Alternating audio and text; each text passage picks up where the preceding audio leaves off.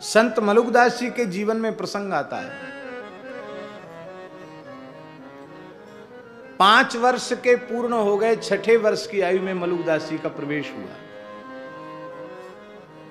तो उनके पिताजी उनको विद्यालय ले गए पढ़ने के लिए। पाटी पूजन हुआ और गुरुजी ने अक्षर लिखे, अभ्यास करो खड़िया से। ककहरा, ककहरा कहते हैं, काखा गाघा सब लिखा।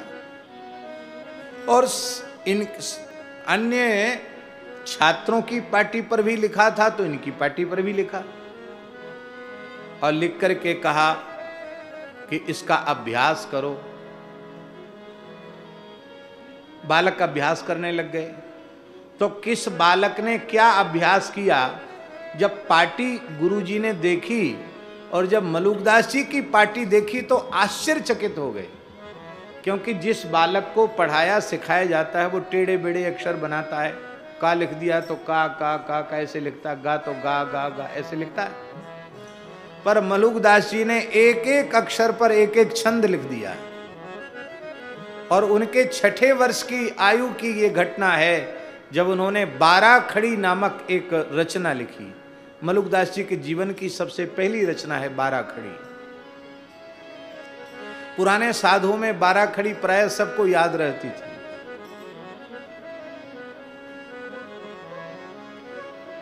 और महाराज जी वो 12 खड़ी कहने को है, संपूर्ण योग वेदांत और न्याय दर्शन धर्म सब कुछ उसमें है।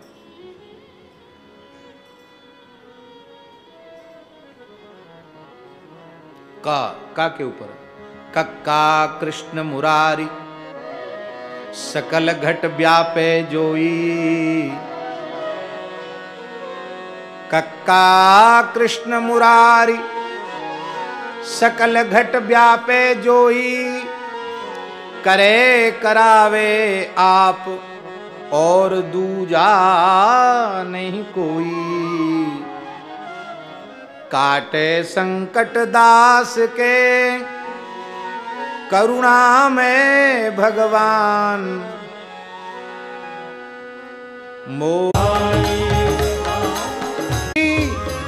सिख दई सुलगाई। कितनों बरसे जल गगन तब हूँ ना बुताई। केवल राम भजो रे भाई, केवल राम भजो रे भाई। हाँ राम भजो रे भाई, केवल राम भजो रे भाई। केवल राम भजो रे भाई, केवल राम भजो रे भाई। अब देखो 6 वर्ष का बालक एक एक अक्षर पर ऐसा दिव्य ज्ञान, ऐसी ज्ञान भक्ति वैराग्य योग ध्यान वेदांत सब कुछ है इसमें 12 खड़ी में। हमारे यहाँ ब्रज में एक कहावत है कि मोर तो चिते ही चिताएं आवे। मोर के पंखन पे कोई चित्रकारी थोड़ी करे, वो तो अपने आप चित्रित है कि आवे। ऐसी औलिया संत बने बनाए आते हैं, इनको कोई बनाता नहीं है। ये तो भगवान के संकल्प से प्रकट होते हैं। परम श्रद्धेय स्वामी श्री विवेकानंद जी महाराज विराजमान हैं। भगवान कहते हैं तदात्मानम सृजाम्यहम्। केवल इतना ही हमको बोलना, पूरा नहीं बोलना है, इतनी ही पंक्ति। तदात्मानम सृजाम्यहम्, तब मैं अपनी आत्मा का सृजन, अपने आप का सृजन करता हूं, मैंने स्वयं को अभिव्यक्त करता हूं, प्रकट करता हूं। और तदा आत्मानम अहम सृजामि। आत्मा कौन है? ज्ञानी त्वात्मैव मे मतम। ये भगवत तत्व का ज्ञान जिन्हें हो चुका है, ऐसे अपरोक्षानुभूति से संपन्न जो भगवत स्वरूप संत हैं, वो भगवान की आत्मा ही हैं। इसलिए तदात्मानम सृजाम्यहम् का अर्थ है मैं अपने आत्मस्वरूप संतों को धरती पर प्रकट करता हूं। भगवान के प्राकट्य में और संतों के प्राकट्य में भी भेद नहीं है, सिद्धों के चरित्र हैं। कबीर जी कहाँ पढ़े, मलुकदास जी कहाँ पढ़े, किस विद्यालय में उन्होंने पीएचडी डिलीट किया, पर इनके साहित्य पर पढ़े लिखे लोग पीएचडी डिलीट कर रहे हैं। निरक्षर भट्टाचार्य हैं कबीरदास जी, मसी कागज छुओ नहीं कलम गही नहीं हाथ, और कितने लोग उनके ग्रंथों पर पीएचडी कर रहे हैं। ये है संतों की।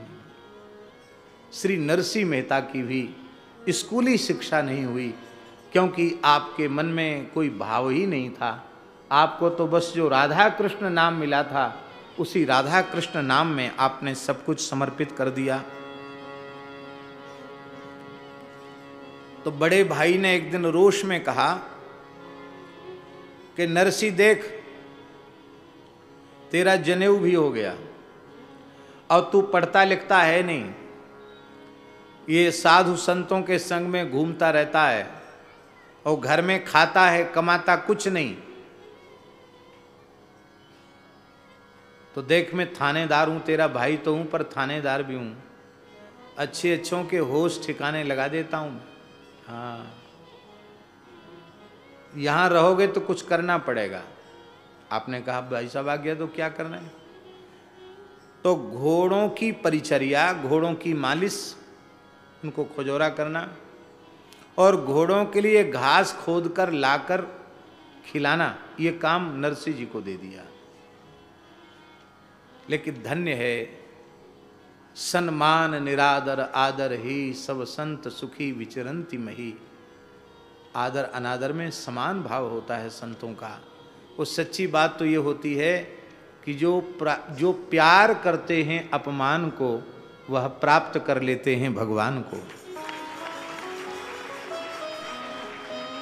घर में किसी चीज का अभाव नहीं था कि इनको घास खोद करके अपना गुजारा करना पड़े। बहुत 100 रुपए महीना घर में आ रहे थे और खूब धनाढ्य परिवार था, लेकिन फिर भी संसार की स्थिति ही ऐसी है। नरसिंह मेहता घास खोद करके लाते, घोड़ों की परिचर्या करते, और आपको लगा कि ये काम बहुत अच्छा है। क्यों? घर में रहते तो कोई ना कोई झंझट रहता, अब चले गए, घास भी खोद रहे हैं, राधा कृष्ण जप रहे हैं और अपने काम करते चलो और नाम लेते रहो, नाम जपते रहो। नाम जप करते हैं, मुख में हो राम नाम, राम सेवा हाथ में, तू अकेला नाही प्यारे राम तेरे साथ में। आपकी स्मृति तो राधा कृष्ण नाम में समर्पित बनी रहती है। आप काम करते, फिर भी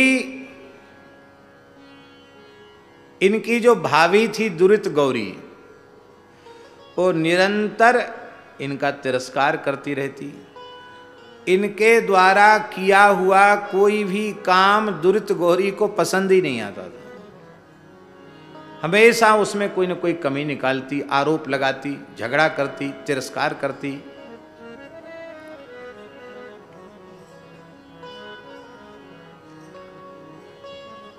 अब दादी बिचारी क्या करे? नरसिंह जी की दादी, नरसिंह जी की दादी जय कुंवर बाई, जिसकी नरसिंह जी में विशेष ममता थी, उसने अपने सामने ही मणिक गौरी नाम की कन्या के साथ विवाह करा दिया नरसिंह जी का। हम आज पहले ही बोल चुके हैं कि गीता प्रेस में जो भक्त नरसिंह मेहता नाम की पुस्तक छपी है, उसमें ये लिखा है कि इनका विवाह पहले ही हो गया था, और बाकी जो प्रसिद्ध है, भक्तमाल में जो प्रसिद्ध है, उसमें ये है कि भगवत दर्शन के बाद फिर उनका विवाह हुआ। ऐसे में इतना ही अंतर है, बाकी एक ही बात है।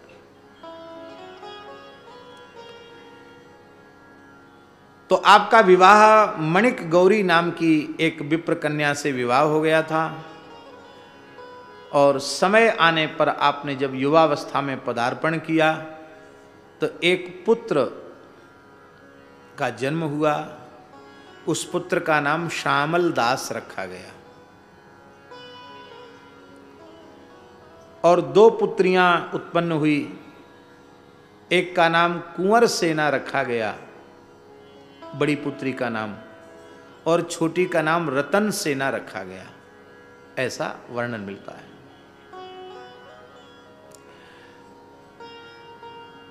ग्रह क्लेश जो होता है किसी भी परिवार में, लड़ाई झगड़ा घर में, ग्रह क्लेश, माताएं अनुचित न माने, नाराज भी न हो, अन्यथा भी न माने। ग्रह क्लेश में कई बार माताओं की बड़ी महत्वपूर्ण भूमिका रहती है।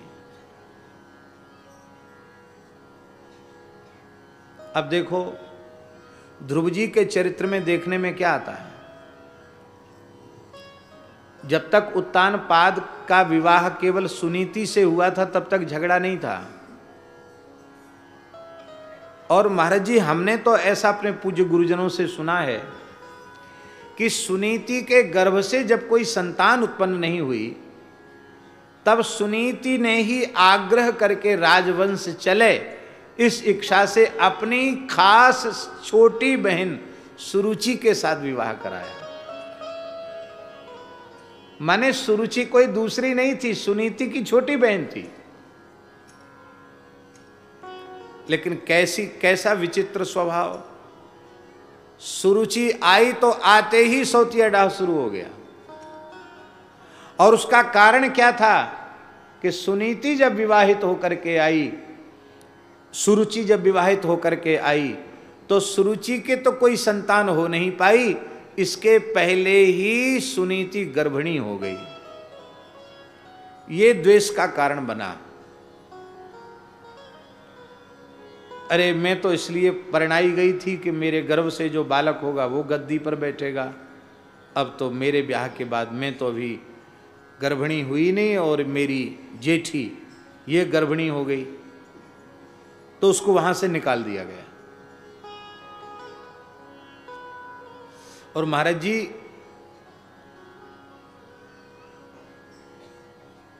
पुराण में तो ऐसी विचित्र कथा है, भविष्य पुराण में महाराज जी, व्यास जी, ऐसी विचित्र कथा है कि सुरुचि ने एक बार सुनीति से पूछा कि तू मरी क्यों नहीं, तेरा पुत्र मरा क्यों नहीं। उसने कहा बहन क्यों?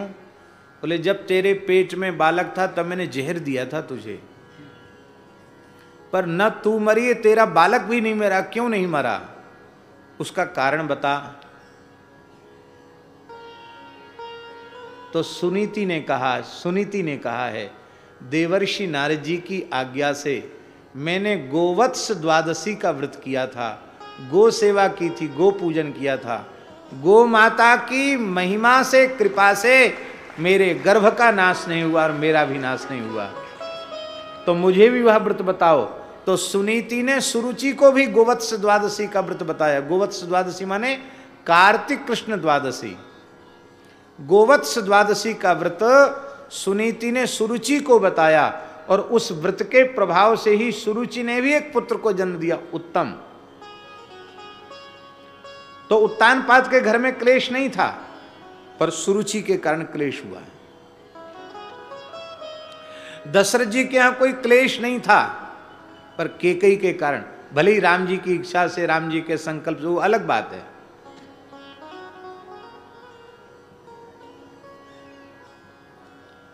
क्लेश। माताएं अपने हृदय में बहुत उदारता को स्वीकार करें, संकुचित भाव का त्याग करें। ये दया और क्षमा और करुणा का साक्षात स्वरूप हैं। अपने स्वरूप को संभाल करके रखें। ये तो जगतधात्री जगन माता हैं, इनसे कभी अशांति नहीं हो सकती।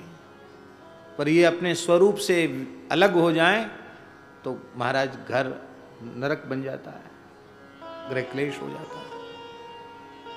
बंशीधर जी के भी घर में किसी बात की कमी नहीं थी, पर गृह क्लेश का कारण दुरित गौरी ही थी। जब देखो तब गाली देती, और इतना तक कि आपको बासी कुसी भोजन देती। जल जाता अन्न बासी हो जाता वही अन्न आपको देती और आप बहुत प्रसन्न रहते। उस बासे कूसे को भी खा करके आप बहुत प्रसन्न रहते, आपके मन में कभी कोई पीड़ा नहीं होती।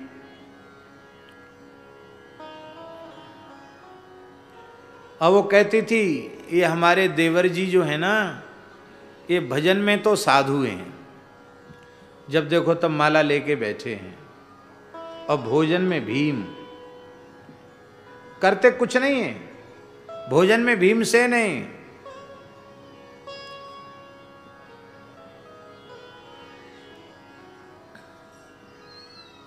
कई बार इतने कान भरती बंसीधर जी के कि बंसीधर जी भी नरसिंह जी को खरी खोटी सुनाते। नरसिंह जी की पत्नी एक नौकरानी से अधिक घर में काम करती, झाड़ू, बर्तन, चौका, कपड़े धोना, सारा काम घर का करती, पर उसे भी निरंतर फटकार ही सहन करनी पड़ती। बेचारी क्या करती, अपने पति को लोक व्यवहार के अयोग्य जानकर केवल रो लेती एकांत में बैठकर, और क्या करती। हाँ, नरसिंह जी कभी एकांत में होते तो रोती हुई अपनी पत्नी मणिक गौरी को समझाकर कहते, देवी तुम अपने मन में शोक मत करो, ये शोक नहीं, ये श्री कृष्ण का अनुग्रह है, हम लोग श्री कृष्ण का ध्यान करें।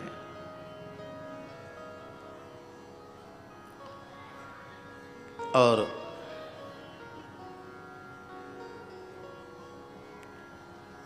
जब देखो तब नरसिंह जी के साथ दुर्व्यवहार करती।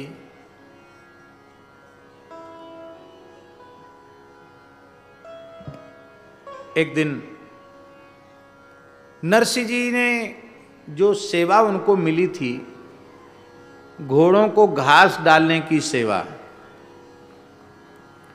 वो सेवा तो उन्होंने अपनी पूरी कर ली। और गर्मी का समय था, बड़े व्याकुल हो गए गर्मी से, पसीने से, और आपने अपनी भाभी से घास का गट्ठर पटक करके अपनी भाभी से कहा, भाभी जी तालू सूखा जा रहा है, बहुत देर लगी है, बहुत तेज प्यास लगी है, पीने के लिए जल दो। इतना सुनते ही वो महाराज क्रोध में एकदम चिल्ला पड़ी और उसने कहा कि अरे तेरा भाई दिन रात मेहनत करता है, परिश्रम करता है, कमा के लाता है, उसकी हिम्मत नहीं जो हमसे पानी मांग सके। ऐसी थी वो द्रुत गौरी। और तू निठल्ला निकम्मा, घास खोदने के नाम पर सवेरे से गया, अब आया है, क्या करता रहा, इतनी देर कहां लग गई। निश्चल निष्कपट भोले भाले नरसिंह, उन्होंने कहा भाभी जी आप रुष्ट न हो, एक संत भगवान मिल गए थे, उनके साथ बैठकर थोड़ी हरि चर्चा होने लगी। अब तो महाराज और ज्यादा चिल्ला पड़ी कि मेरे तो कान पक गए हैं इन साधुओं की बात सुनते सुनते। जब देखो तब तुझे कोई ना कोई साधु मिल जाता है, तब जब देखो तब कोई ना कोई संत मिल जाता है, मैं तो बाज आ गई हूं।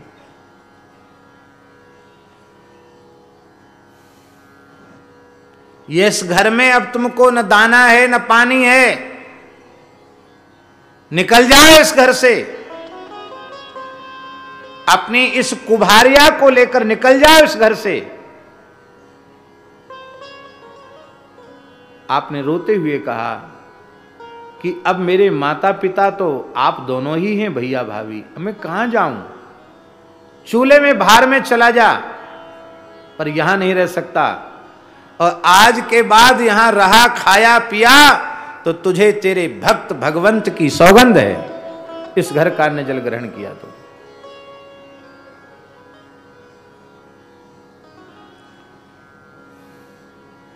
संसार स्वार्थी है,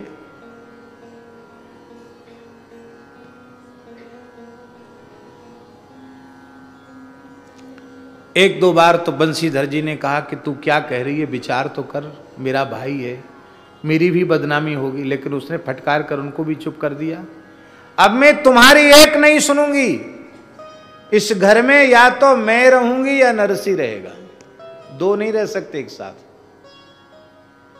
और कई बार घर के जो मुखिया होते हैं उनके सामने बड़ी विपत्ति आ जाती है, वो क्या करें?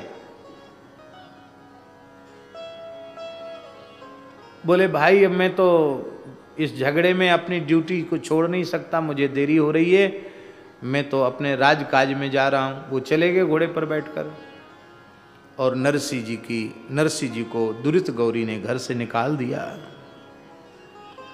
और श्री नरसी जी आहा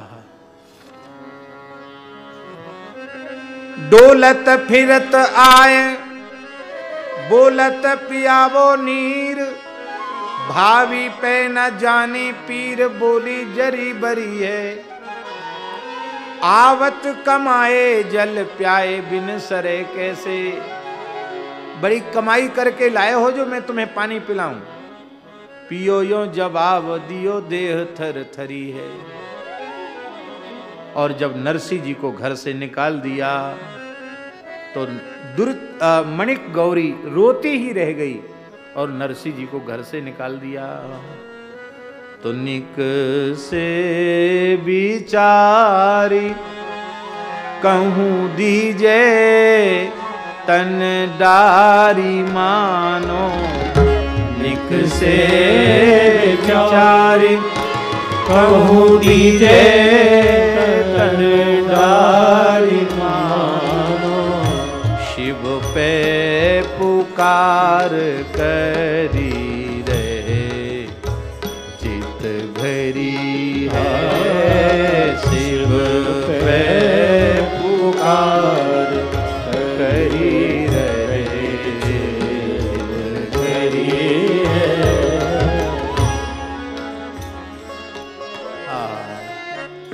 नरसी जी ने निश्चय किया अब तो मेरा जीवित रहना ही अच्छा नहीं है, मैं मर जाऊं सोई अच्छा। मरना भी कहां, किसी समर्थ के द्वार पर जाकर मरना चाहिए।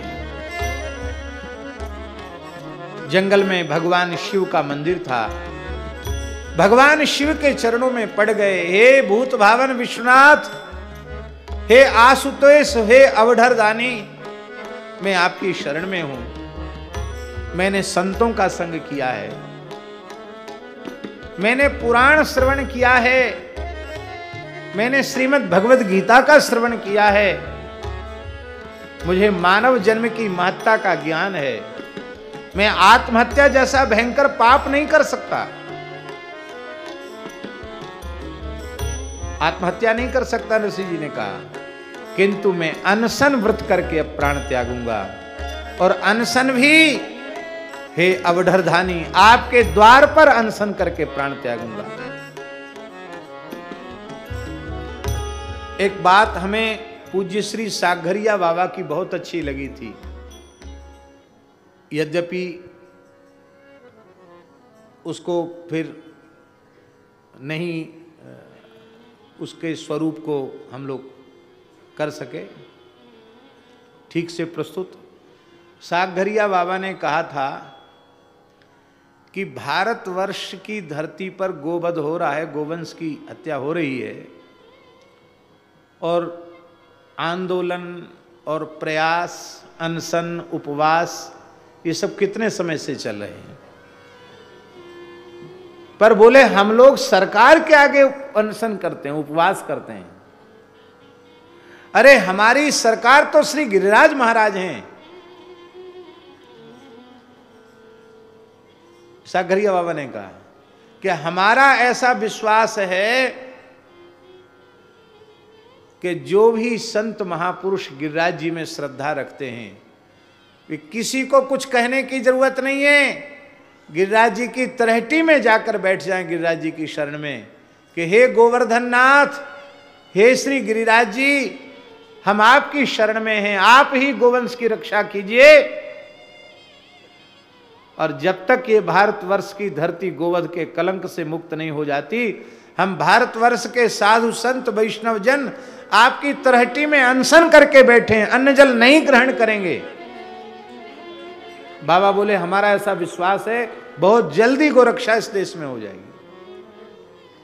लेकिन हम जनता के सामने बोलते हैं, सरकारों के सामने बोलते हैं, अधिकारियों के सामने बोलते हैं, ज़्यादा से ज़्यादा फोटो खिंचा लेते हैं, थोड़ी देर बंद होके फिर बाहर निकल आते हैं, नेताजी का किताब मिल जाता है, हाथ कुछ नहीं लगता। नरसिंह जी का फैसला कितना अद्भुत था। नरसिंह जी भगवान विश्वनाथ के दरबार में गए, और ये उदार दरबार कैसा है, आहा, धन्य है,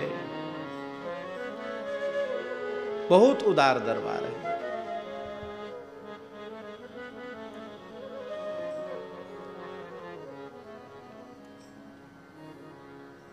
देख न सकत दीन कर जोरे,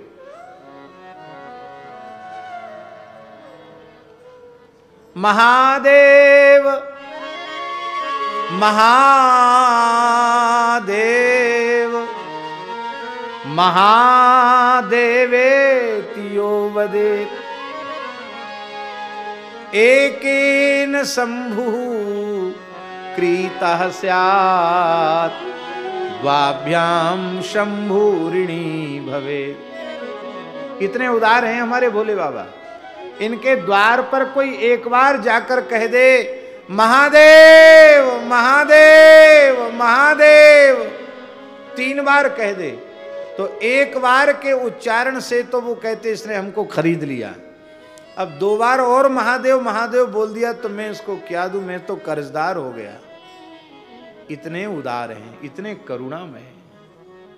अरे जो चरम पुरुषार्थ का सदावर्त काशी में बैठकर बांट रहे हैं, उनसे बड़ा उदार और कौन होगा। देवताओं ने क्या दिया था शंकर जी को, बढ़िया बढ़िया माल तो सब देवताओं ने ले लिया, शंकर जी को तो जहर दिया। लेकिन गोस्वामी जी कहते हैं जरत सकल सुर वृंद, विषम गरल जेहि पान कियो, तेहि न भजसी मति मंद, को कृपालु शंकर सरिस। अतिशय कृपालु है। शंकर जी के द्वार पर श्री नरसिंह जी पड़ गए और अन्न जल त्याग करके वहीं भगवान नाम का जप करने लगे। बोलो भक्तवत्सल भगवान की जय। जय जय श्री राधे, जय जय श्री राधे। नरसिंह जी ने प्रार्थना की, मातु भवानी भोले अवढर दानी। पूज्य श्री बक्सर वाले मामा जी का पद है, नरसिंह जी के चरित्र में उन्होंने इस पद को लिखा है। मातु भवानी भोले अवढर दानी, सुन लो प्रभु नरसिंह की करुण कहानी। मातु भवानी भोले अवढर दानी, सुन लो प्रभु नरसिंह की करुण कहानी। कह के अभागा मुझको जग ने ठुकराया, कह के गाइए सभी लोग, मुझको जग ने ठुकराया। आशुतोष अवढर तेरे द्वार पे आया, आशुतोष अवढर तेरे द्वार पे आया। करके व्रत अनशन यही मरने की ठानी, सुन लो प्रभु नरसिंह की करुण कहानी। करके व्रत अनशन यही मरने की ठानी।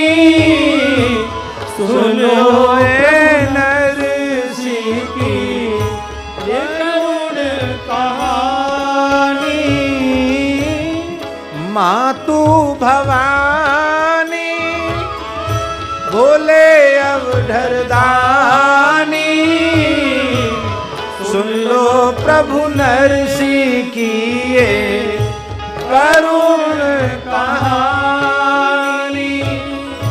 सुन लो प्रभु नरसी की ये करुण कहानी।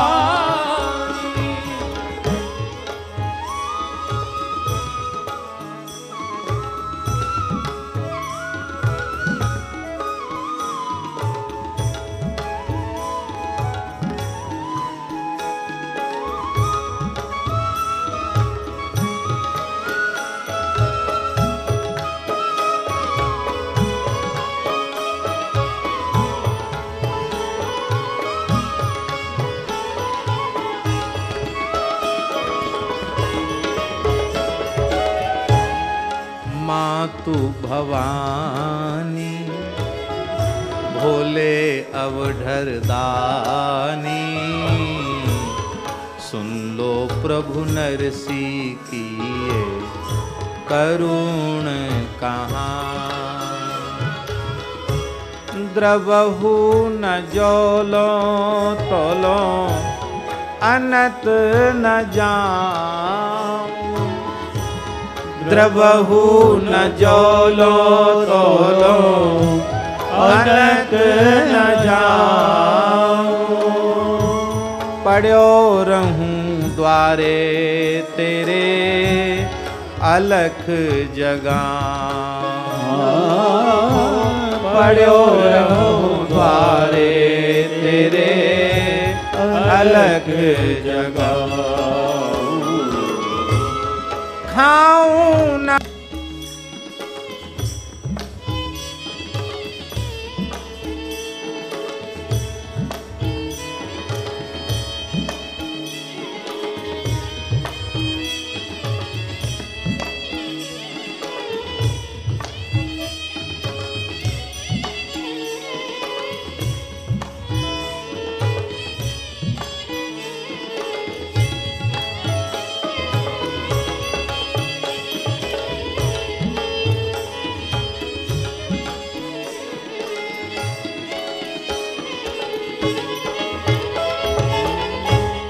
आप हो हमारे प्राणों के प्यारे। आप हो हमारे प्राण प्यारे के प्यारे। क्या बढ़िया बात है। आप हमारे प्राण प्यारे के प्राण प्यारे। हमारे प्राण प्यारे राधा कृष्ण, उनके भी प्राण प्यारे आप। आप हो हमारे प्राण प्यारे के प्यारे। आप हो हमारे प्राण प्यारे के प्यारे। मिलते मनमोहन गुरुवर तुम्हारे सहाय। मिलते मनमोहन गुरुवर तुम्हारे सहाय। हमने सुनी है ऐसी संतों की वाणी। सुन लो प्रभु नरसी की ये करुण कहानी।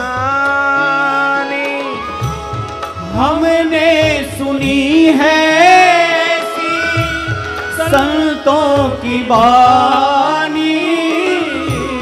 सुन लो प्रभु नरसी की ये करुण कहानी। मातु भवानी भोले अवधर दानी। सुन लो प्रभु नरसी की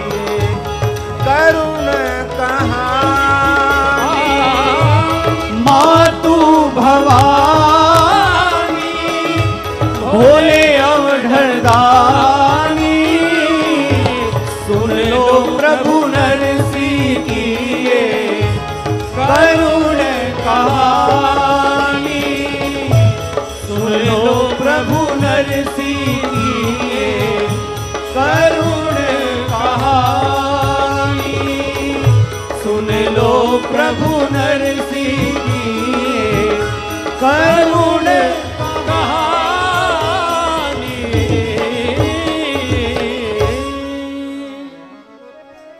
शिव सेवा कर फल सुत सोई, अविरल भगति राम पद होई। जही पर कृपा न करहि पुरारी, सो न पाव मुनि भगति हमारी। और एक गुपुत मत कहूँ सवई कर जोर, शंकर भजन बिना नर भगति न पावे मोर। कितने वाक्य।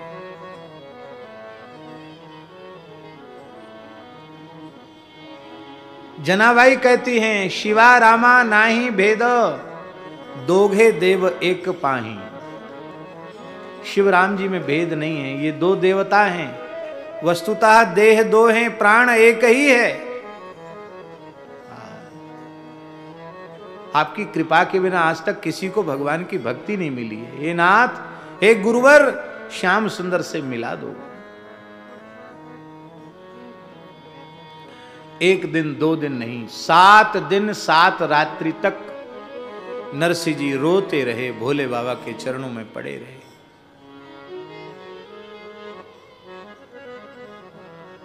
देखो, कृपा तो शंकर जी को करनी ही है, पर पहले कृपा माता जी करती है। पार्वती जी ने कहा, जय जय, ये क्या हो रहा आपके द्वार पर? एक बेचारा दीनहीन दुखी विप्र बालक पड़ा हुआ है, रो रहा है। तो आपको तो समाधि लगाने से ही अवकाश नहीं है, जब देखो तब आंख मूंद के बैठे हैं। शंकर सहज स्वरूप संहारा, लाग समाधि अखंड। अरे थोड़ा कभी कभी समाधि से भी बाहर आया कीजिए। कहा क्यों? कहा देखा नहीं बालक कब से रो रहा है, आज 7वां दिन है।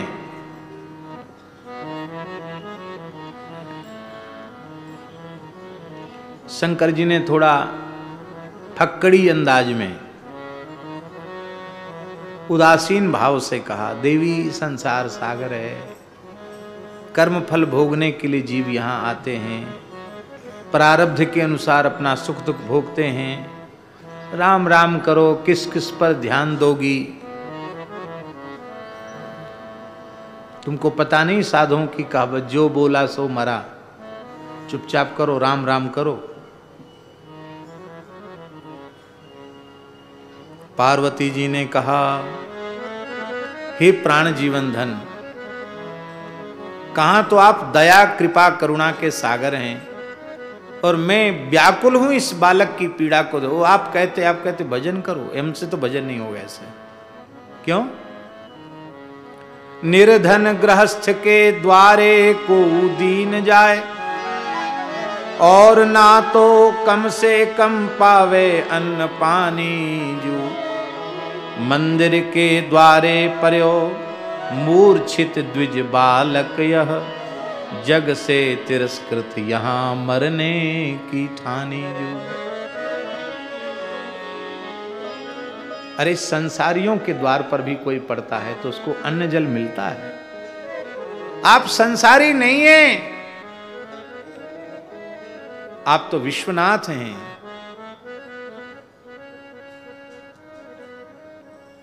आपके द्वार पर यह बालक भूखा प्यासा पड़ा है, मरने का संकल्प लेकर के पड़ा है, संसार से तिरस्कृत होकर के आया है। तज दे कहूं प्राण तो गृहस्थी मम कलंकित होए।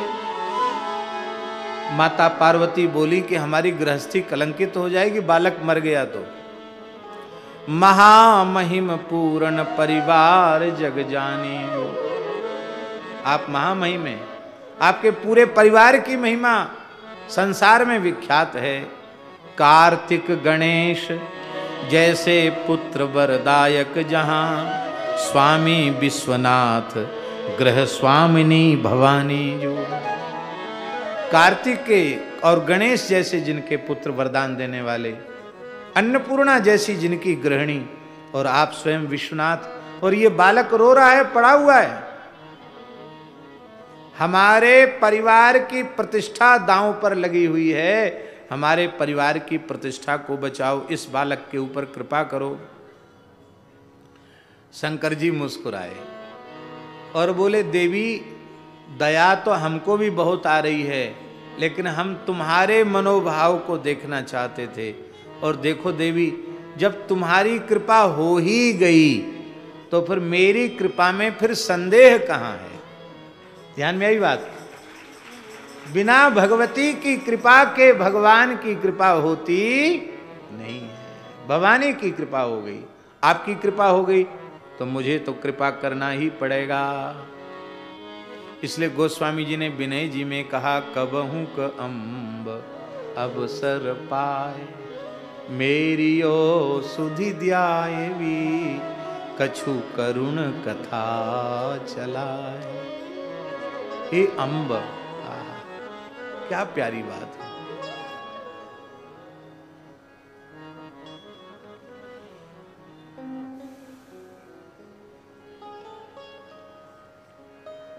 अब जब दोनों में संवाद हो गया, भूत भावन विश्वनाथ का डमरू बज उठा। बोलो गौरी शंकर भगवान की जय। साक्षात उमा वल्लभ प्रकट हो गए। भगवती जगदम्बा पार्वती और भगवान शिव प्रकट हो गए साक्षात नरसिंह जी के सामने। अपना कर कमल मस्तक पर रखा। विश्वनाथ जी ने भी दोनों हाथ सिर पर रखे, भगवती अन्नपूर्णा ने भी दोनों हाथ सिर पर रखे। और भगवान भूत भावन विश्वनाथ अन्नपूर्णा का करकमल जैसे ही पड़ा, नवचेतना का संचार हुआ। हृष्ट पुष्ट तन भय सुहाए, मानहु अवहि भवनते आए। साक्षात शिव जी का वरद हस्त कोई सामान्य बात है, साक्षात अन्नपूर्णा का वरद हस्त कोई सामान्य बात है। नरसिंह जी को चेतना आई। नरसिंह जी ने अपने नेत्रों के जल से भगवान शिव पार्वती के चरणों को धो दिया, प्रक्षालित कर दिया। बहुत जल्दी कृपा होती है शंकर जी की, बहुत जल्दी कृपा होती है। पुराणों में महाराज जी लिखा है कि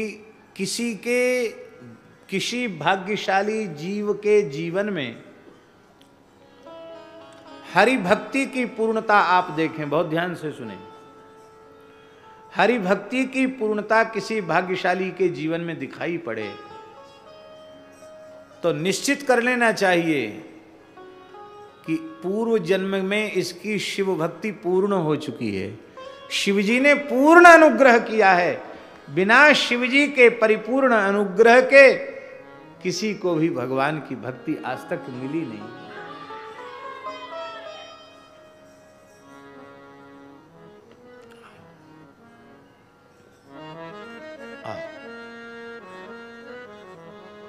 विराज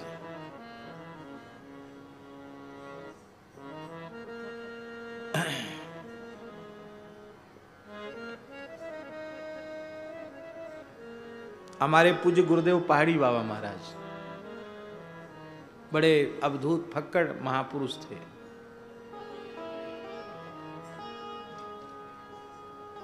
जिन लोगों ने उनका जीवन दर्शन किया है, उनका दर्शन करके लगता था कि सैकड़ों साल पहले महात्मा कैसे रहते होंगे। एक लंगोटी, एक ही साफी, एक ही ये चला, दूसरी लंगोटी नहीं, दूसरा गमछा नहीं, दूसरी साफी नहीं। जब देखो तब नीम वृक्ष के नीचे बैठे हुए, खाली तखत पर, कोई आसन नहीं।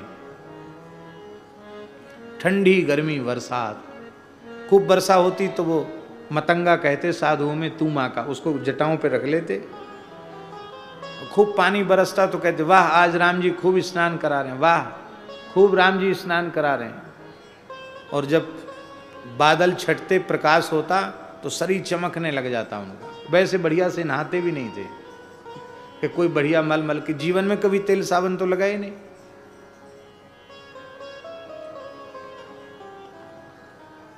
अद्भुत जीवन था।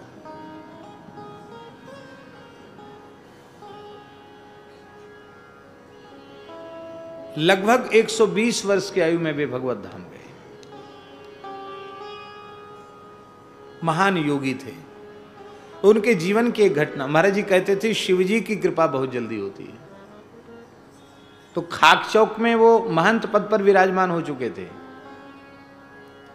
पर वो चाहते थे कि हम कुछ साधन एकांत में जाकर करें, और जो स्थानधारी होते हैं उनको थोड़ा सा अवकाश कम होता है, व्यवहार में भी समय देना पड़ता है। तो महाराज के गुरु भाई थे, उनके सारे स्थान छोड़ के सवेरे गए कमंडल लेके जमुना जी, और लौट के नहीं आए, चले गए सीधे कार्तिक पूर्णे के बाद। तो पैदल पैदल पैदल पैदल चल के मन में ऐसा भाव जगा कि कागभुसुंडी जी के ऊपर भोले बाबा की कृपा हुई, हम भी अब भोले बाबा की कृपा ही प्राप्त करेंगे, अब उत्तर दिशा का त्याग नहीं करेंगे। हमारे कागभुसुंडी जी भी उत्तर दिशा में बैठे हैं, वो चल पड़े।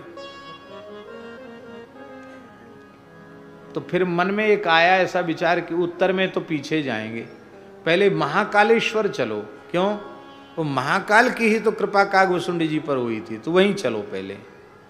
तो वृंदावन से महाराज जी कहते पैदल चल पड़े उज्जैन के लिए, रेल की पटरी के सहारे सहारे। ये बात है सन 1938 की बात है।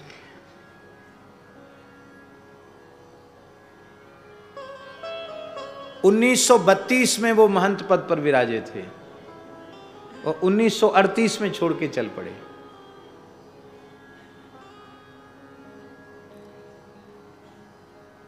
तो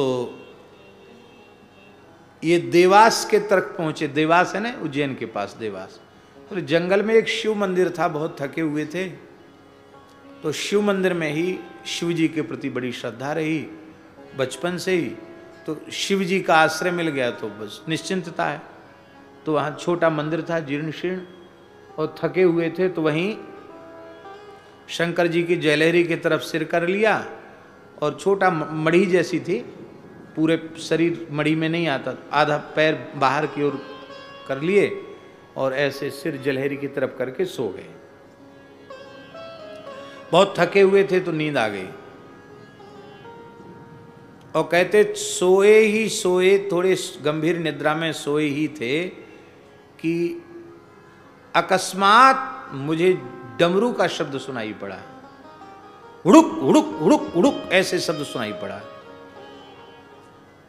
तो एक बार तो हम कांप से गए, और हम कुछ सोचें उसके पहले हमको लगा कि मेरी जटा पकड़कर कोई खींच रहा है। तो जटा पकड़ के खींचा तो मैं ऐसे देखा, साक्षात भगवान शिव मेरे अपने हाथ से शंकर जी जटा पकड़ के खींचे। साक्षात भालचंद्र भगवान शिव खड़े हुए, सारा मंदिर प्रकाश से जगमगा रहा है।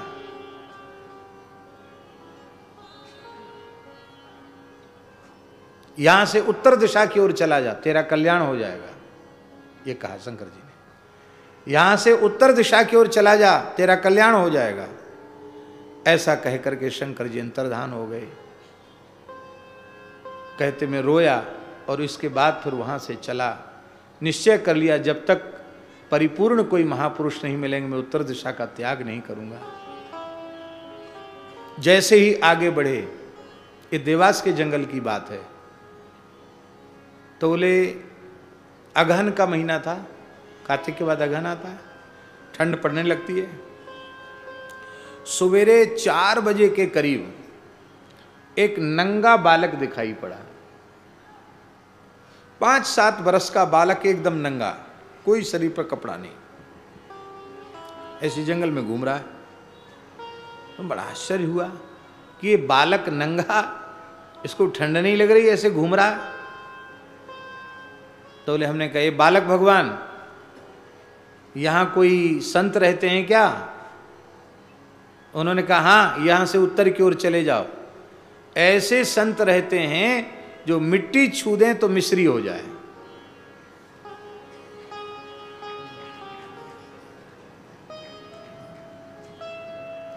तो बस वो कह के बालक जंगल में चला गया। जंगल तो था ही वहां कि झाड़ी में चला गया भीतर। आगे बढ़े तो एक छोटी कुइया दिखाई पड़ी, और वहां एक संत पड़े थे। पुराना सा कंबल था और जटा उनके बहुत विशाल थे। चमेली का झाड़ था, चमेली होता ना फूल, चमेली का झाड़, लता चमेली की, तो चमेली के झाड़ पे उनके जटा फैले थे और सामने धूना चैतन्य था और वो ऐसे ऐसे थे। जैसे ही उन्होंने देखा कि कोई साधु आया, उठ के बैठ गए। आओ आओ बालक भगवान आओ, बैठो। महाराज जी को कहा, आओ बालक भगवान बैठो। दंडोत दंडोत दंडोत महाराज दंडोत। बोले जैसे ही बैठे, बैठते ही उन्होंने कहा, तुमको भगवान शिव का दर्शन हो चुका है, शंकर जी ने तुमको भेजा है। मार्ग में जो बालक मिला था वो कोई कोलभील का बालक नहीं था, वो सनकादिक भगवान में से साक्षात सनत कुमार जी थे। तुम यहां क्यों आए हो? वहीं चरण पकड़ लेते तो तुम्हारा काम बन जाता, पर चलो उन्होंने भेज दिया, अब कोई बात नहीं, स्नान करो। हमको आश्चर्य हुआ कि ये सारी बात बिना पूछे अपने आप बता रहे, विचित्र महात्मा है। फिर बोले आश्चर्य क्यों करता, बैठ।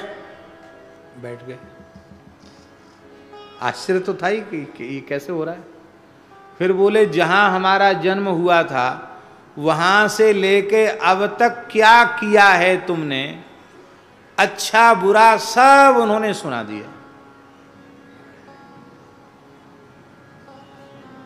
बोले मन तो मन है, हमारे मन में फिर शंका जगे कि कोई तंत्र मंत्र की सिद्धि वाले तो नहीं मिल गए, कोई अघोरी अघोरी तो नहीं मिल गए, भगवान जाने कोई तिलक स्वरूप तो है नहीं, कोई वैष्णव बैरागी का चिन्ह तो दिखाई पड़ नहीं दे, भगवान जाने कहीं ऐसी जगह तो नहीं आ गए। तो वो हंसे, अरे बोले मन की शंका छोड़, स्नान कर। उन्होंने स्नान किया,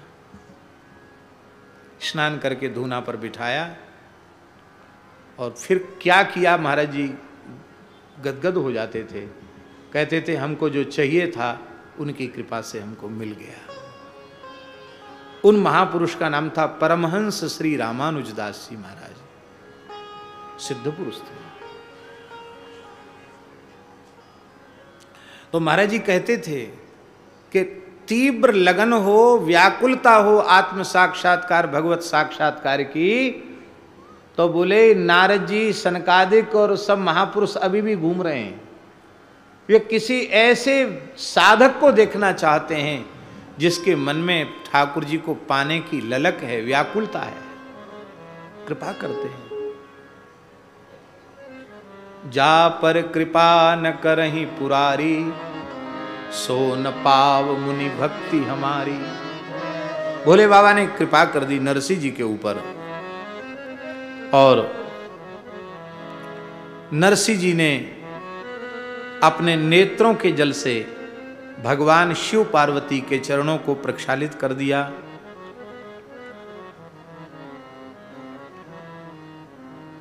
कहा बेटा अब तुम अपने मन में शंका रहित हो जाओ, अब तुम्हारे दुख समाप्त हो चुके हैं, तुम्हें कुछ भी चाहिए हो तो तुम हमसे मांग लो।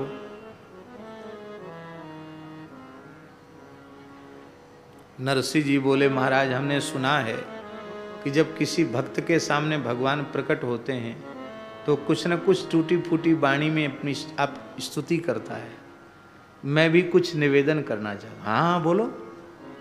नरसिंह जी ने कहा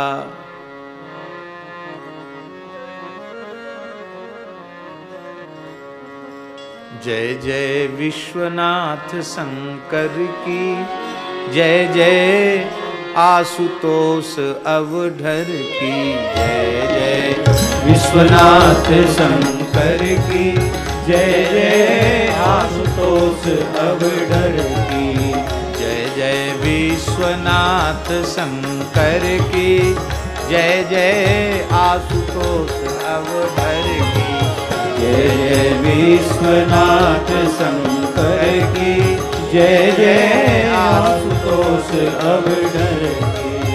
प्रभु के भाल बाल विधुराजय, प्रभु के भाल बाल विधुराजय, गल में ब्याल राज भल भ्राजय, गल में ब्याल राज भल भ्राजय, मस्तक शोभा, मस्तक शोभा गंग लहर की, जय जय आशुतोष शंकर की। मस्तक शोभा गंग लहर की, जय जय आशुतोष अवधर की। जय जय विश्वनाथ शंकर की, जय जय आशुतोष अवधर की। जय जय विश्वनाथ शंकर की, जय जय आशुतोष अवधर की।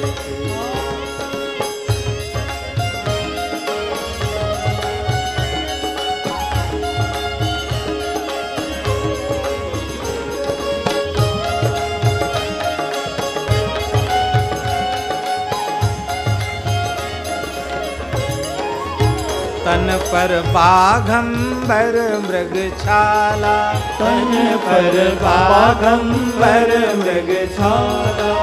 उर पर नर मुंडों की माला, उर पर नर मुंडों की माला। नीली झलकन कंठ जहर की, नीली झलकन कंठ जहर की। नीली झलकन कंठ जहर की, जय जय आशुतोष अवधर की। नीली झलकन कंठ जहर की, जय जय आशुतोष अवधर की। जय हो आशुतोष शंकर की, जय जय विश्वनाथ अवधर की। जय जय आशुतोष शंकर की, जय जय विश्वनाथ अवधर की। जय जय विश्व शिरोमणि दानी, जय जय विश्व शिरोमणि दानी।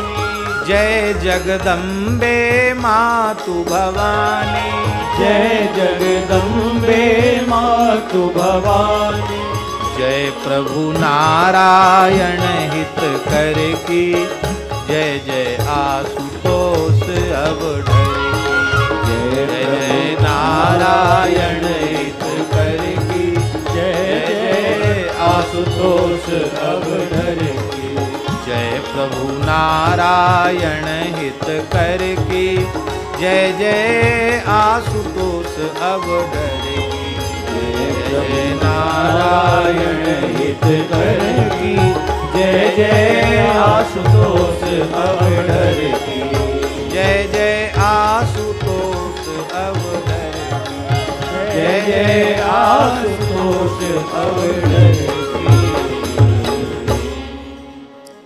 भोले भाले बालक नरसी की प्रार्थना सुनकर के शंकर जी बहुत प्रसन्न हुए। बोले वत्स मैं बहुत प्रसन्न हूं तुम्हारे ऊपर, तुम्हारी जो इच्छा हो हमसे वर मांग लो, क्योंकि मेरा दर्शन अमोघ है। मोर दर्श अमोघ जग माही, अमोघ दर्शन है मेरा।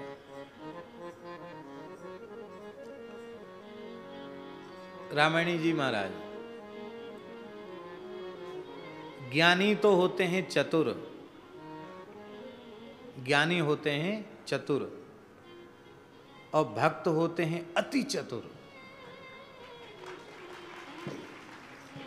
ज्ञानी होते हैं चतुर और भक्त होते हैं अति चतुर।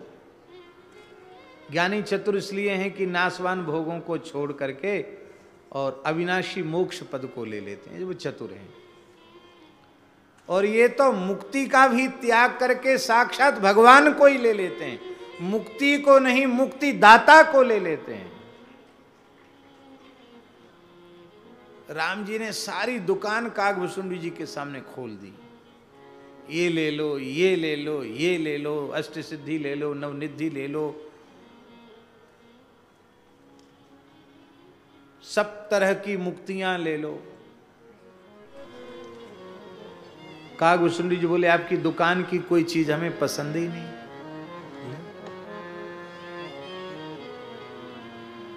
आपने जो तिजोरी में बंद करके रखी हमको वो चीज चाहिए।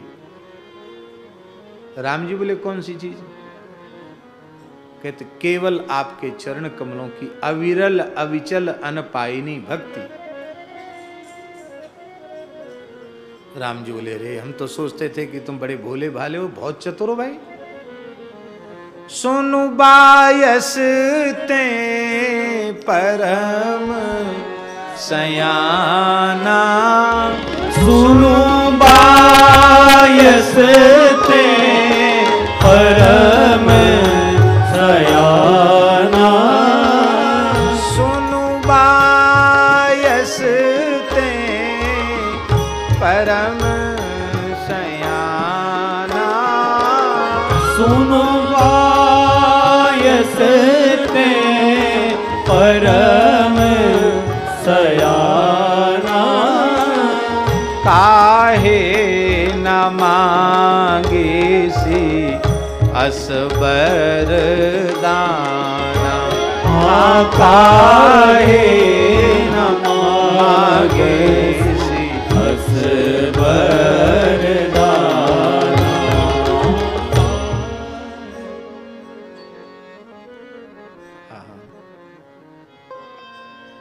विभीषण जी ने क्या मांगा? राम जी ने तो उनको लंका का राज्य दिया। जो संपत्ति शिव रावण ही दीन दिए दसमात, सोई संपदा विभीषण ही सब कुछ दीन रघुनाथ। विभीषण जी ने क्या? अब कृपालु निज भगति पावनी, देहु सदा शिव मन भाव। सदा शिव के मन को जो अत्यंत प्रिय है वह भक्ति प्रदान करें। नरसिंह जी चतुर नहीं है, अति चतुर हैं। नरसिंह जी बोले, प्रभु मैं तो बालक हूं। शंकर जी बोले, इसमें क्या संदेह है? वो हमारे सामने तो बूढ़े भी बालक हैं, क्योंकि मैं विश्वनाथ हूं, सबका गुरु हूं। हमारे सामने तो व्यास वाल्मीकि भी बालक ही हैं, और फिर तुम तो अवस्था में भी बालक हो। कहो क्या बात है, बालक है तो क्या? नरसिंह जी बोले, बालक कहने का आशय हमारा ये है कि बालक में निर्णय करने की क्षमता नहीं होती है, उसको अच्छे बुरे का ज्ञान नहीं होता है। हमने कोई वस्तु आपसे मांग ली और उसी वस्तु से हमारा बुरे से बुरा हो गया तो आपका देना व्यर्थ हो गया, हमारा मांगना व्यर्थ हो गया। इसलिए मैं तो अपनी ओर से आपसे कुछ भी नहीं मांगूंगा। शंकर जी बोले, कुछ ना कुछ तो लेना पड़ेगा। तो बोले, जो आपको प्राणों से भी अधिक प्रिय हो, सबसे अधिक प्रिय हो, और जिसकी प्राप्ति में मेरा परम परम हित हो, वही आप कृपा करके हमको दे दीजिए। शंकर जी ने कहा, पार्वती क्या कहती थी कि तुम ये बालक नहीं है तो सबका पालक है, ये सबका दादा गुरु है। हमारी प्राणों से अधिक प्रिय तो श्री राधा कृष्ण के चरण कमल की भक्ति है।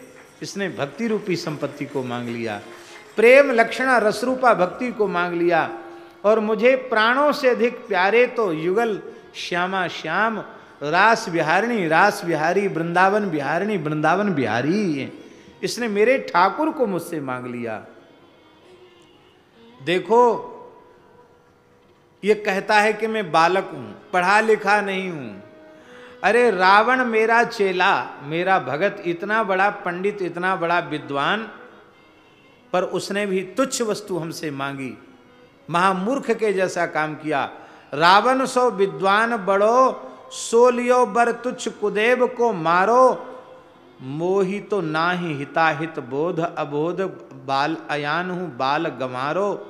श्री चरणों में यही विनती, मन में प्रभु आप ही सोच विचारो, देहु वही बर मोहि कृपालु, जो लागत है प्रभु आपको प्यारो, आपको प्रिय लगता हो वो दे दीजिए। ये बालक कहता था कि हमको मांगना नहीं आता, पर हम तो कहेंगे बड़े से बड़े पंडितों को मांगना नहीं आता, इसी को मांगना आता है।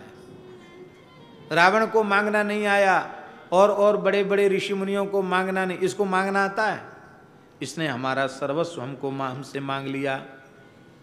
इसलिए देखन को यह बालक है, पर पालक लोकन को सो है, को सो लगे। अब लोकी अलौकिक बालक ये, अपनेपन को ही भाव जगे। यह मांग करे हमरे प्रिय को, हमरो प्रिय तो प्रभु प्रेम पगे। अब देनो परे प्रभु प्रेम इसे, जेहि गुर्जर ते पाखंड भगे। इसको देना पड़ेगा, क्यों? गुजरात की धरती को इसी बालक के माध्यम से मुझे पवित्र करना है। इसलिए नाभाजी ने कहा, जगत विदित नरसी भगत जिन गुर्जर धर पावन करी। गुजरात की धरती को पवित्र कर दिया।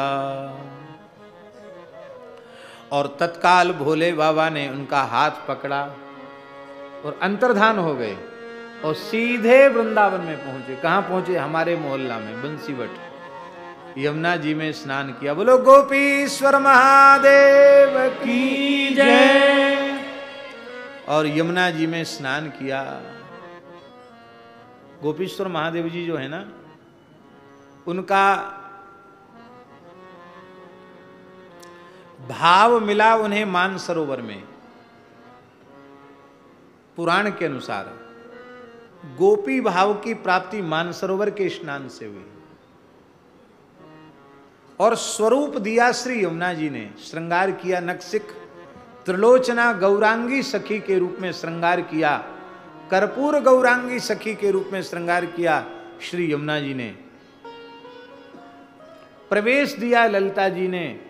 भाव दिया राधा रानी के स्वरूप मानसरोवर ने। और स्वरूप दिया यमुना जी ने। और तब वे गोपीश्वर के रूप में महारास में प्रविष्ट हुए। भोले बाबा ने यमुना जी में स्नान कराए नरसिंह जी को। और स्नान करते ही वो तो सहचरी स्वरूप में हो गए। और भोले बाबा ने कृपा की तो नरसिंह जी को भी अपने निज स्वरूप की प्राप्ति होगी। नरसिंह जी भी अली स्वरूप में, सहचरी स्वरूप में प्रकट हो गए। देखो, बड़े बड़े अमलात्मा, बिमलात्मा, योगींद्र, महामुनिंद्र भी उस रास की एक झलक पाने के लिए व्याकुल रहते हैं, लेकिन उन्हें मिलती नहीं है। और आचार्य की कृपा हो जाए, समर्थ महापुरुष की कृपा हो जाए, तो उसमें फिर पात्रता अपात्रता कुछ नहीं, तत्काल काम बनता है। तत्काल प्रवेश हो गया, तत्क्षण रास में प्रवेश हो गया। कल हम आ नहीं पाए, बड़ी चूक हो गई हमसे। हमारे राधा कृष्ण जी ने कह दिया कि नहीं नहीं, आज आप थके हैं, आप मत आना। फिर एक बालक आया हमारे पास, बोले बहुत अच्छा हो रहा। वो मोबाइल में दिखाया उसने। हम सायं संध्या कर रहे थे, जब कर रहे थे तो मोबाइल में दिखाया। ऐसा अद्भुत आपने नरसिंह जी के चरित्र का एकल अभिनय किया।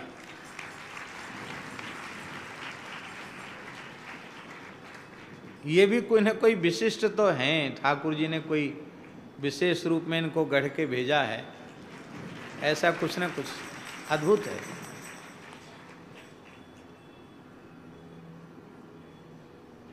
यह गुण साधन ते नहीं होई, तुम्हारी कृपा पाव कोई कोई। एक कृपा से प्राप्त है, साधन से संभव नहीं।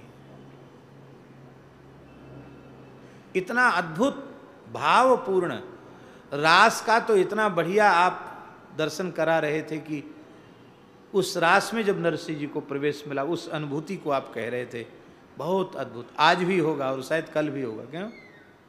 आज भी होगा ना, 8 बजे से। क्या? अरे मौसम सब बढ़िया रहेगा, कोई चिंता की बात नहीं।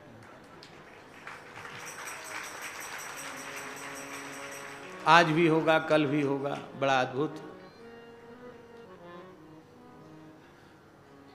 एकल अभिनय इतना अद्भुत है, तो थोड़ा सा कभी इनको समय मिल जाए, ज्यादा नहीं, 20 दिन का समय मिल जाए, और कुछ गोवत्सों को ये अपने निर्देशन में यदि पूरा विधिवत उसको तैयार करावें, तो हम समझते हैं कि ऐसी अनुपम भावपूर्ण, ये प्रस्तुति भी बहुत अच्छी, लेकिन पूरा जब उस मंचन का स्वरूप प्रकट होगा वो कोई मंडली वाले नहीं कर सकेंगे। ये स्वयं ही इनको थोड़ा सा ध्यान दे के श्रम करें। गोवत्स सब तैयार हो जाएंगे और हम देखने के लिए तैयार हो जाएंगे। कोई दर्शक भी तो चाहिए ना। तो हम हैं, महाराज जी हैं, दर्शन के लिए तैयार रहेंगे। ये सब संत दर्शन के लिए तैयार रहेंगे। येन केनाप्युपायेन मनः कृष्णे निवेशयेत्, जिस किसी भी पद्धति से हो सके हम अपने चित्त वृत्ति को भगवान से जोड़ दें, भगवान से हमारा संबंध हो जाए। उत्सव महोत्सव के माध्यम से, कथा कीर्तन के माध्यम से, लीला के माध्यम से हम ठाकुर जी से जुड़ जाएं। तो रास में प्रवेश ही नहीं मिला, रास में प्रवेश ही नहीं मिला, सेवा भी मिल गई।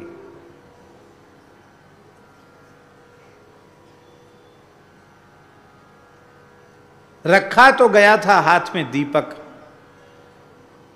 पर युगल के दर्शन करके, इस रास का दर्शन करके इतना आनंद हुआ, इतना आनंद हुआ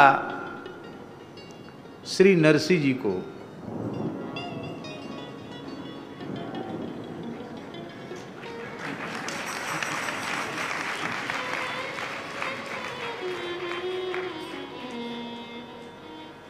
ऊपर से भी मृदंग बज रहे हैं ना। बहुत आनंद हुआ नरसिंह जी को। और श्री नरसिंह जी,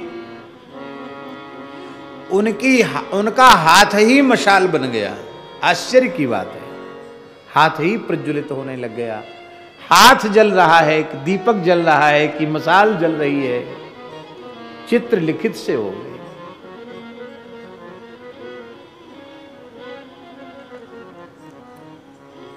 बड़ी अद्भुत झांकी थी। लाल लटकंता यौवन मंता, लाल लटकंता यौवन मंता, लाल लटकंता यौवन मंता, लाल लटकंता, लटक रहे वन मंता, खेलत रास अनंता, खेलत रास अनंता, लाल लटकंता यौवन मंता, लाल लटकंता यौवन मंता, खेलत रास अनंता, खेलत रास अनंता। यमुना तीर भीर युवती न की, यमुना तीर भीर युवती न की, यमुना तीर भीर युवती न की, यमुना तीर भीर युवती न की, मध्य राधिका कंता, मध्य राधिका कंता,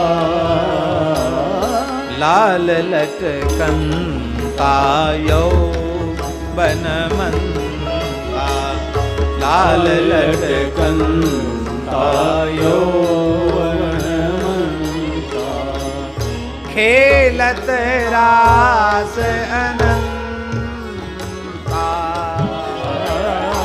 खेलत रास अनंता, लाल लटकंता यौवन मंता, लाल लटकनता यौवन मनता।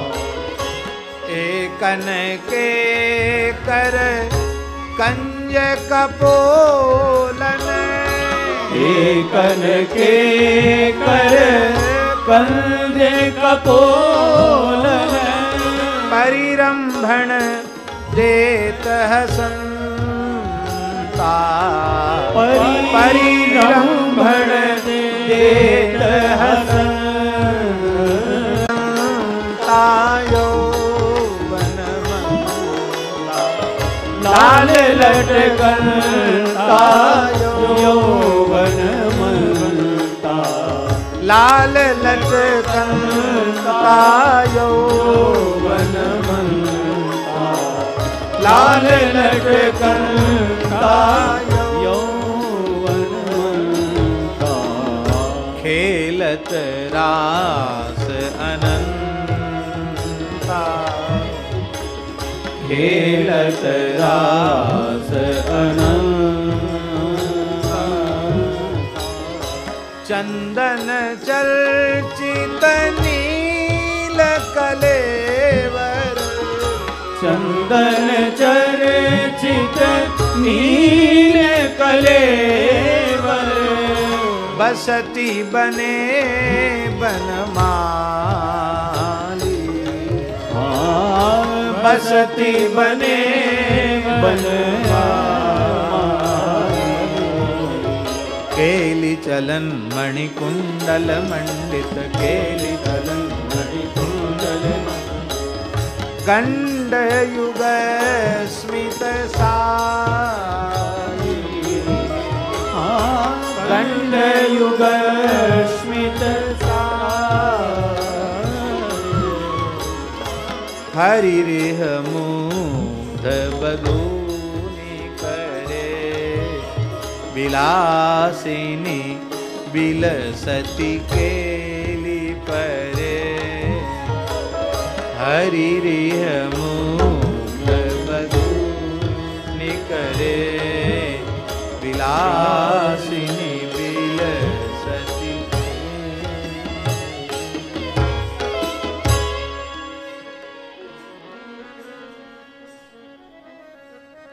दिव्य रास हो रहा है। रास में युगल का दर्शन करके नरसिंह जी निहाल हो गए। दृष्टि पड़ी घनश्याम की, दई प्रिया को शैन, अति प्रसन्न भुज अंश दे बोले रसमय बेन।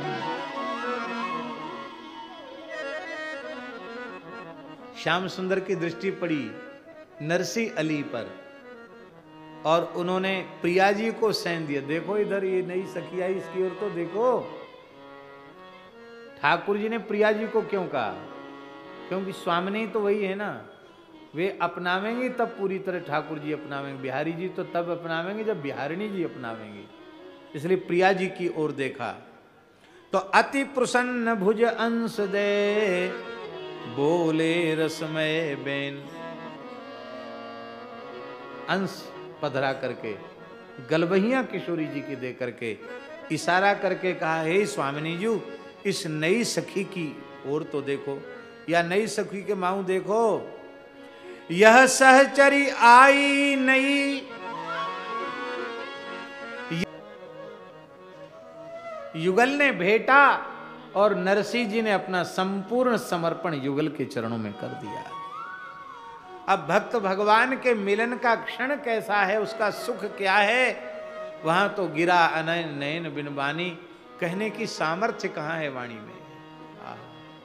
अद्भुत आनंद है।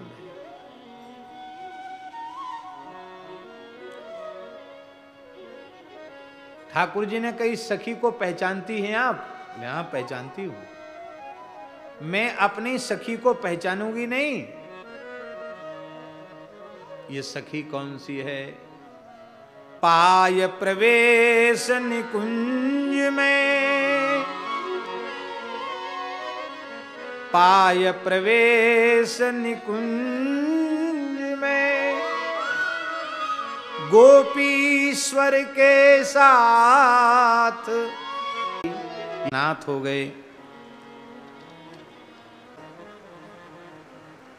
श्री किशोरी जी ने चुनरी उड़ा। अनन्यास चिंत्यन्तो माम ये जना पर्युपास्ते तेसाम नित्याभियुक्तानाम योगक्षेमम वहाम्यहम। मैं योगक्षेम का वहन करता हूं और मैं तुम्हारे योगक्षेम का वहन करूंगा। जब जब तुम्हारे ऊपर भीड़ पड़ेगी और तुम मुझे पुकारोगे केदारा राग गा करके, मैं तुम्हारे सामने होऊंगा। और अब तो आप लौट के आए, अपने भाई को चरणों में प्रणाम किया। आए क्या लौट के महाराज जी, हम आपको क्या आए नहीं, नेत्र खोले और उन्होंने देखा कि हम अपने दरवाजे पर खड़े हैं। भाई ने कहा, अरे ये क्या नाटक बना के आया है, ये तिलक और ये पीतांबर और ये करताल और एक तारा, ये पैर में घुंघरू, ये सब क्या नाटक करके आया है, फेंक इसको, एक भले आदमी की तरह काम में लग। लेकिन नरसिंह जी ने कहा कि आप मेरे पिता के तुल्य हैं, आपने बड़ी कृपा की, दोनों ने कृपा की, जो मुझे जो कुछ मिलना था सो मिल गया। बस अब तो मैं आपका आशीर्वाद लेने आया हूँ, मुझे यहाँ रहना नहीं है, आप आशीर्वाद दीजिए। बस बात इतनी सी है कि अब मैं सब कुछ त्याग सकता हूँ, पर अपने प्राण जीवन धन के द्वारा दिया गया जो यह जो पवित्र संत का वेश है, वैष्णवता का वेश है, इस वेश का मैं त्याग अब नहीं कर सकता। अब तो यही मेरे जीवन की पूंजी है। और दुर्त गौरी ने गाली गलौज करके, वो तो चंडी थी ही, निकाल दिया घर से। आप वहाँ से गीता प्रेस के अनुसार अपनी पत्नी और अपने 2 पुत्रियां और एक पुत्र को लेकर के निकले। और भक्तमाल के अनुसार, प्रियादासी के अनुसार, किनी ठोर न्यारी विप्रसुता भई नारी, किनी ठोर न्यारी विप्रसुतारी है। आवे बहु संत सुख देत हैं अनंत गुण, आवे बहु संत सुख देत हैं अनंत गुण। गावत रिझावत ओ सेवा विधि न्यारी, गुण गावत रिझावत ओ सेवा विधिधारी है। इति द्विज जाति दुख भयो अति गात, मान्यो बड़ो उत्पात, करे दोष ना विचारी है। ये तो रूप सागर में नागर मगन माँ, ये तो रूप सागर में नागर मगन माँ, सके कहा करे चाहूं और गिरधारी है। सके कहा करे चाहूं और गिरधारी है। सके कहा करे चाहूं और गिरधारी है। सीताराम सीताराम सीताराम जय सीताराम, राधे श्याम राधे श्याम राधे श्याम राधे श्याम, राधे कृष्णा कृष्ण कृष्ण राधे